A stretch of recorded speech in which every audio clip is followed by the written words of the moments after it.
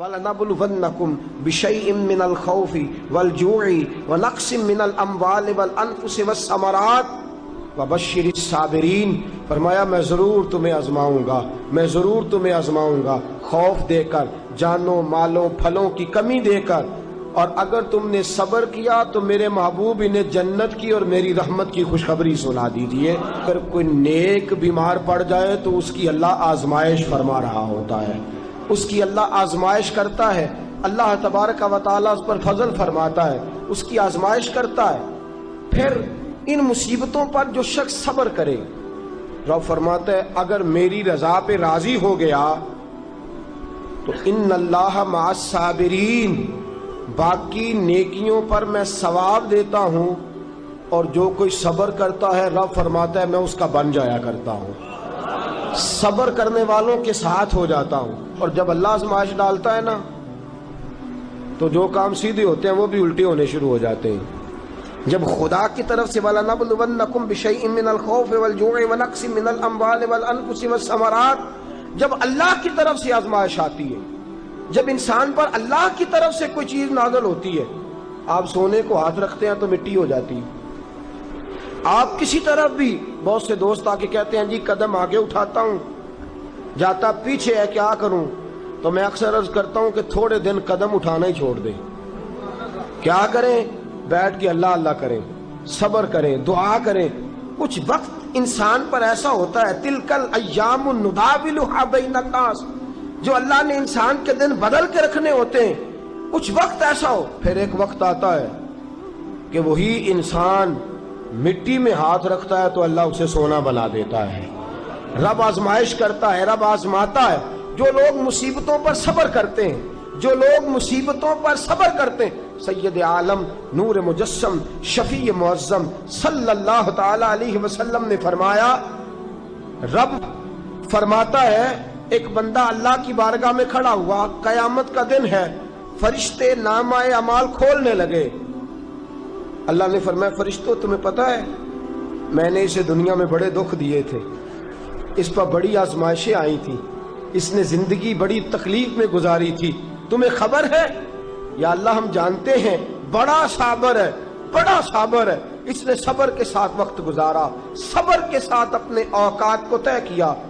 رب فرماتا ہے جو اتنا صبر کرے میں اس کا نامہ اعمال ٹٹولوں، اس کا نامہ اعمال کھولتے ہوئے مجھے شرم آ رہی ہے، سارا کچھ لپیٹ دو اور بغیر حساب کتاب اسے جنت میں داخل کر دو۔ یہ صبر کرنے والا ہے، یہ صبر کرنے والا ہے۔ بڑی خوبصورت حدیث، بڑی، بخاری شریف میں موجود ہے۔ بخاری شریف کی یہ حدیث ایسی ہے جسے میں جب بھی پڑھتا ہوں میں چوم لیتا ہوں۔ حدیث کیا ہے؟ رسول کریم صلی اللہ تعالی علیہ وسلم نے فرمایا، رب فرماتا ہے ایک بندہ ہے، اس کو میں نے آنکھیں نہیں دی، اس کو میں نے آنکھیں نہیں دی، اندھا ہے، پیدائشی اندھا ہے یا بعد میں کسی وجہ سے ہو گیا، اس کے پاس آنکھیں نہیں، لیکن اس نے زندگی بھر صبر کیا، اس نے زندگی بھر صبر کیا، صبح قیامت وہ کھڑا ہوا تو رب کریم نے فرشتوں سے فرمایا، فرشتوں اس کو میں نے آنکھیں نہیں دی، بیچارہ نہ بیٹی دیکھ سکا نہ بیٹا، نہ باپ دیکھ سکا نہ ماں، یہ کوئی دنیا کا نظارہ نہیں کر سکا، تم بتاؤ اس کا اجر کیا ہے؟ فرشتے کہتے ہیں مولا جنت کا اعلیٰ درجہ دے دے، اللہ اسے بے حساب بخش دے۔ رب فرماتے اس نے ساری زندگی بغیر آنکھوں کے صبر کیا ہے، اسے صرف جنت نہیں ملے گی بلکہ آج اسے اس کا رب اپنا دیدار بھی کرائے گا۔ فرمایا قیامت میں لوگ جنت کے نظارے کریں گے اور یہ اللہ کا دیدار کرے گا، اس کو رب کریم کے جلوے دکھائے جائیں گے، اس لیے کہ یہ صابر رہا۔ اور میرے اعلیٰ حضرت فاضل بریلوی رحمۃ اللہ علیہ فرماتے ہیں جو صابر ہوتا ہے نا، توجہ ہے آپ کی، میری بات کی سمجھ آ رہی ہے؟ اعلیٰ حضرت فرماتے ہیں بڑا قیمتی جملہ، فرماتے ہیں جو صابر ہوتا ہے وہ سکون میں ہوتا ہے۔ شیخ سعدی رحمۃ اللہ تعالیٰ علیہ کے پاس ایک شخص آیا، کہنے لگا حضرت جی دیکھیں نا میرے پاس اتنے بھی پیسے نہیں کہ میں جوتے لے سکوں، کیوں؟ فرمایا صبر کر اللہ دے گا۔ کہنے لگا جی صبر ہی کیا ساری عمر، اس نے جوتے لینے کے برابر بھی پیسے نہیں دیے، ننگے پاؤں پھر رہا ہوں۔ شیخ سعدی رحمۃ اللہ تعالیٰ علیہ نے اس کا بازو تھاما، ایک گھر میں لے گئے، دروازے پہ دستک دی، گھر کا مالک باہر آیا، اس نے دونوں طرف بیساکھیاں پکڑی ہوئی ہیں، ٹانگیں تو ہیں پر پیر ہی کوئی نہیں۔ فرمانے لگے بتا یہ اچھا ہے کہ تو؟ کہنے لگا جی میں آپ سے بھی معافی مانگتا ہوں، اپنے رب سے بھی معافی مانگتا ہوں۔ نبی پاک صلی اللہ تعالی علیہ وسلم نے فرمایا خدا اگر تجھے مصیبت دیتا ہے نا، اور ان مصیبتوں پر جب اللہ تجھے قیامت میں اجر دے گا تو تیرا دل چاہے گا کاش سکون ہوتا ہی نہ، آزمائشیں ہی آزمائشیں ہوتی، تو وہ اجر دیکھے گا۔ وہ کسی دانشور نے کہا تھا کہ میرا باپ انتقال کر گیا، 6 مہینے گزرے تو میرا 18 سال کا بیٹا بھی انتقال کر گیا۔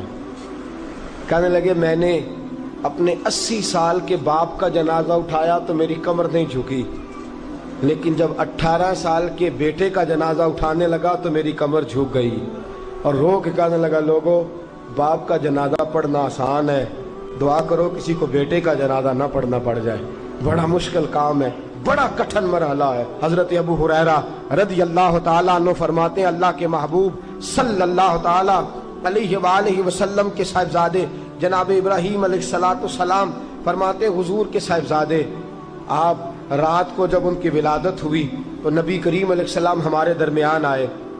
جاگیے ذرا غور فرمائیے گا بات پہ۔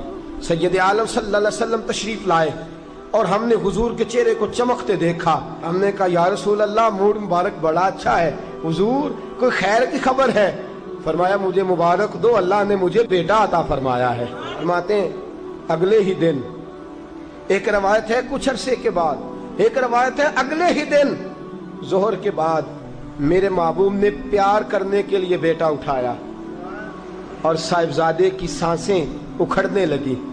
رسول پاک کے صاحبزادے نبی پاک کے مقدس ہاتھوں میں سانسیں اکھڑ رہی ہیں، حضور کے دستے مبارک میں صاحبزادے نے وصال کر دیا۔ آنکھیں بند کی تو نبی کریم کی مقدس آنکھوں میں آنسو آئے۔ رات خوشی تھی، رات حضور مبارکیں وصول کر رہے تھے، رات مسکرا رہے تھے، ایک ہی تو رات گزری ہے، 24 ہی تو گھنٹے ہوئے ہیں، آنکھوں میں آنسو بھر آئے ہیں۔ حضرت عبداللہ ابن عمر رضی اللہ تعالیٰ عنہ عرض کرتے ہیں یا رسول اللہ آپ رو رہے ہیں؟ حضور صاحبزادے کا انتقال ہوا تو رو رہے ہیں؟ نبی رحمت صلی اللہ تعالی علیہ وسلم نے فرمایا عبداللہ دل میرا غمزدہ ہے، آنکھوں میں آنسو ہیں، پر میں اپنی زبان سے وہی جملے کہوں گا جس سے میرا اللہ راضی ہوگا، میں کوئی بے صبری والی بات نہیں کروں گا۔ اور یاد رکھیے مصیبتیں اللہ کے پیاروں پر آتی ہیں۔ 500 سال فرعون نے دعویٰ خدائی کیا ہے معاذ اللہ، 300 سال فرعون کا حال یہ تھا کہ ننگے پاؤں کانٹوں پہ چلتا تھا اور اس کے پیر میں کانٹا بھی نہیں چبھتا تھا۔